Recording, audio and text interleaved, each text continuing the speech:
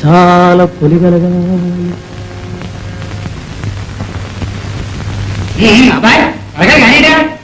ఇదిగో చల్లయ్య పెళ్లి నాక నడుస్తుంది.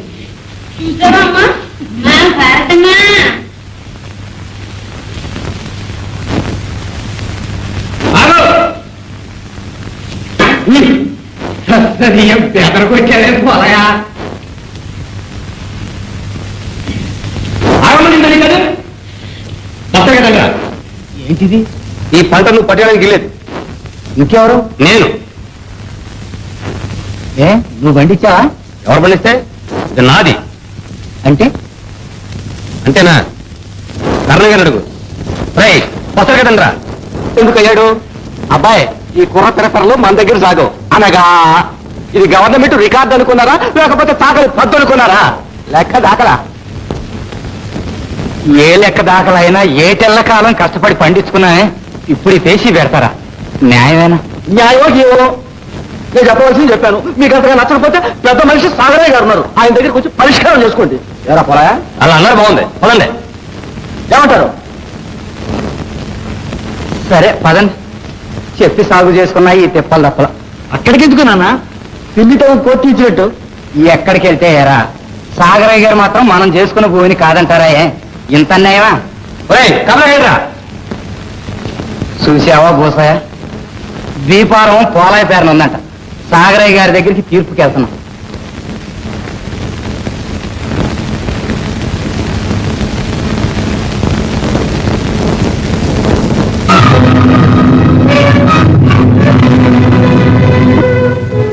ఇంటిలో పాతి రెక్కలు ముక్కలు చేసుకుని వీడు పొడు బాగు చేసి మేము పండించుకోవటం ఏంటి?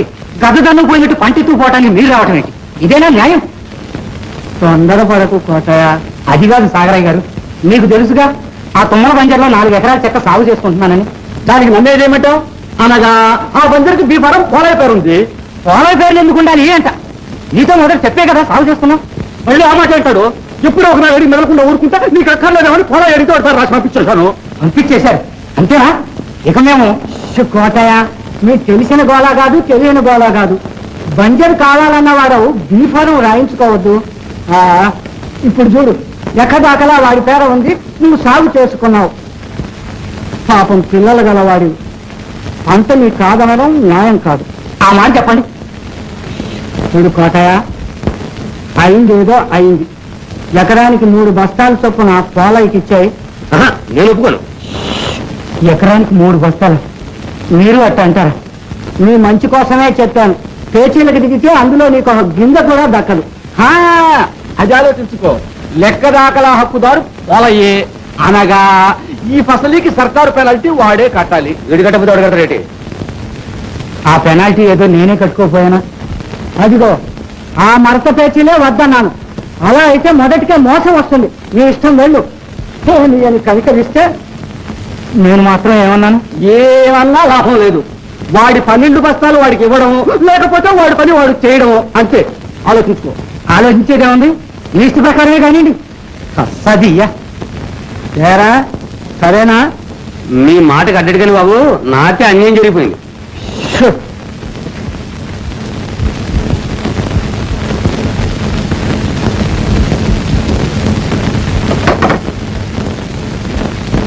కోటయ్య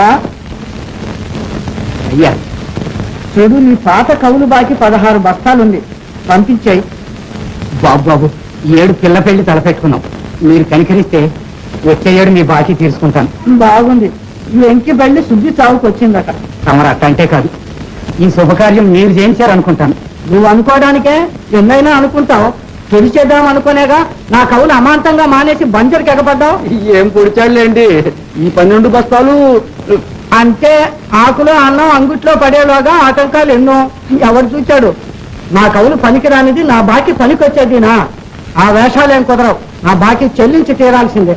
అట్టంటే న్యాయమే సాగరయ్య గారు. ఏ అన్యాయమా? అన్యాయపు సొమ్ముకు నేను ఎప్పుడూ ఆశపడను. నాకు ఆ శ్రీహరి ఇచ్చిందే చాలు. అవును కోటయ్య, నేను కాదన్నానా? ఈ పోలాయి పేసి లేకపోతే ఆ ధాన్యం తమకే ఇద్దాం అనుకున్నాను. జడయ్య నాన్నబిడితో అది వాడికి ఇవ్వమన్నందుకు ఇది నాకు శిక్ష అన్నమాట. మహా బాగుంది. సాగరయ్య గారు, తమరట్టంటే నేను బతకగలను. ఈ చేతులు రావు. మా పిల్ల పెళ్లి చేయించి ఈ పుణ్యం కట్టుకోండి. పోనీలేండి, ఏదో ప్రాధాయపడుతున్నాడు, ఈ ఏటికి సగం ఇచ్చుకుంటాడులేండి. సగమా? మంచి తీర్పే. కటాక్షించండి బాబు.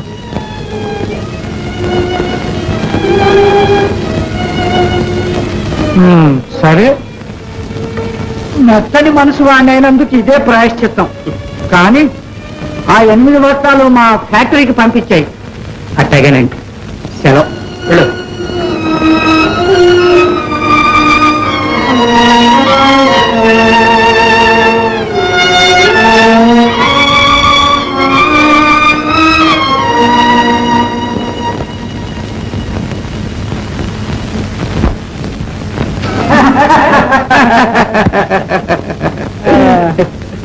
చూసావా సాంబయ్య, వీళ్ళ బంజర్ సాగు ఏం చేశామో ఇప్పుడు తెలిసిందా? పంట పండేదాకా ఎందుకు ఊరుకోమన్నాను? ఇల్లు అలాగానే పండగ అవుతుందా? మిగతా 8 బస్తాలు కూడా తీసుకోవాల్సింది బాబు. నాకు అప్పచెప్పుంటే నిమిషాల మీద బోల్డ్ ఓడుకుంటే మరి వసూలు చేద్దాను. కాదులేరా, నీకు తెలియదు, నువ్వు ఊరుకో. ఆ మాత్రం బకాయి ఉంచాలి.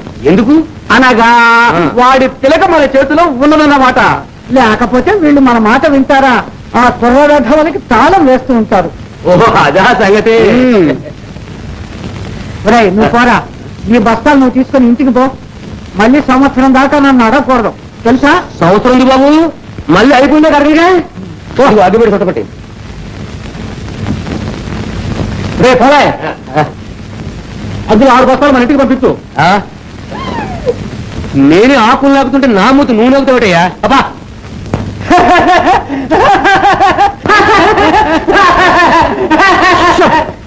సాంబయ్య, అయ్యా, కొంప తీసి ఆ బంజర్ చెక్క సాగు రిజిస్టర్లోకి ఎక్కించావేమిటి?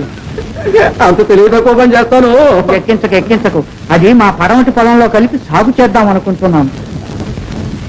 అన్నట్టు ఆ గూడెం శ్మశానం దగ్గర మన సాగు మధ్యను సర్వే రాయింది ఏమిటి సాంబయ్య? అవును, అంతవరకు శ్మశానం నంబరు, కాకపోతే మనం కొంచెం ఆక్రమించుకున్నాం అంతే. ఏమైనా అక్కడ రాయేందుకు? అసందర్భంగా సాగును బట్టి రాయా, రాతిని బట్టి సాగా? తీసి అవతల పాతి. అమ్మో కష్టం, గ్రామకంటూ సర్వే ఖండారాయి మాత్రమా? అన్నమే స్వర్గానికి పంపిన వాడికి రాళ్లు మార్చడం ఒక లెక్క. అవన్నీ ఇప్పుడు ఎందుకు, అలాగే మారుస్తాను. మరి నా మాన్యువల్ సంగతి? నీ మాన్యం ఎక్కడికి పోతుందయ్యా? నీ పేద ఇప్పుడే రాస్తే అల్లరి కాదు.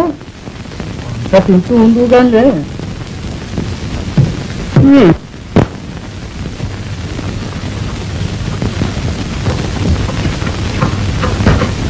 అంగట్లో సడేమి అని ఈ సాగరయ్య బాకీ కూడా ఇప్పుడే సాగరయ్య గారు అను. అదేలే, ఆయన బాకీ కూడా ఇప్పుడే ఇయ్యాలా అని.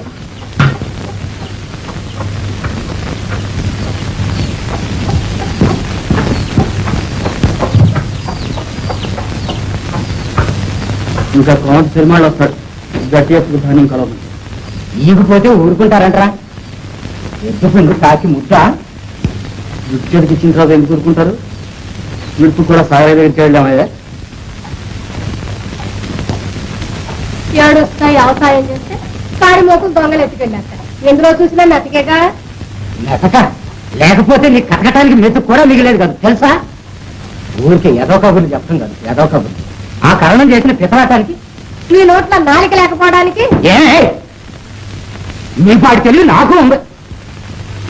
వాళ్ళ కడుపు కాళ్ళు పట్టుకుని ఈ పాటైనా మిగుల్చుకొచ్చే సంతోషించకుండా అసలు ఏ కాకులు పొడిచినట్టు పడుతున్నారే. అమ్మా భారతే, కాసి నీళ్ళు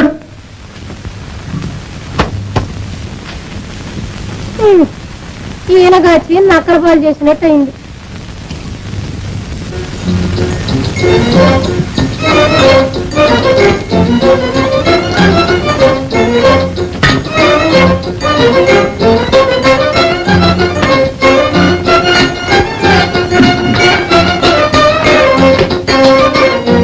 ఎప్పుడు గొర్రెకి బెట్టిడితోకన్నట్టే ఉంది మన బతుకు. బక్కరైతు బతికింతేనే. మరి రేపు శుక్రవారం వెంకటాద్రి పిల్లని చుట్టానికి వస్తాడు కాబోలు.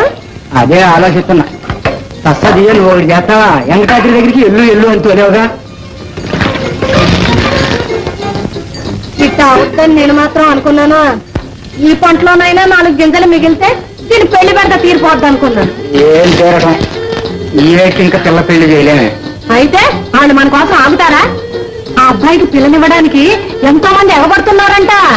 ఎగబడకే మంచి సంబంధం, పిల్లలు కూడా బుద్ధిమంతుడు. ఇంకే అన్నావు, వేణంటే ప్రాణం పెడతాడు. భారత్ కూడా గోపాలం అంటే ఇష్టమే. ఇష్టమే గాని డబ్బులేందే మనం ఇప్పుడు ఏం చేయగలమే. కానీ ఇట్లాంటి మంచి సంబంధం అనుకున్నప్పుడల్లా వస్తుందా?